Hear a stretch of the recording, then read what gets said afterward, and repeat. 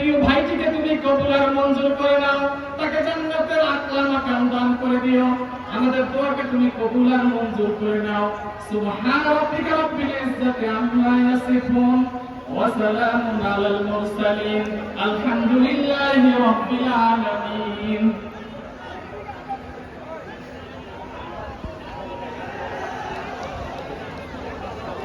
আমরা একটা ব্যানার দেখতে পাচ্ছি, আপনারা ব্যানারটা গুটিয়ে ফেলুন, আপনাদের নাম লিখে পাঠিয়ে দিন, আমরা ঘোষণা করে দেব। ব্যানার গুটিয়ে আপনাদেরকে বসতে হবে। আজকের এই কর্মশালায় কোন স্লোগান হবে না, স্লোগান শুধু হবে দেশনেত্রী বেগম খালেদা জিয়ার, স্লোগান হবে শহীদ রাষ্ট্রপতি জিয়া রহমানের, এবং স্লোগান হবে ভারপ্রাপ্ত চেয়ারম্যান জনাব তারেক রহমানের। এর বাইরে কোনো স্লোগান হবে না। প্রিয় নেতৃবৃন্দ, আমি যাদের নাম ঘোষণা করছি আপনারা মঞ্চের সামনে চলে আসবেন।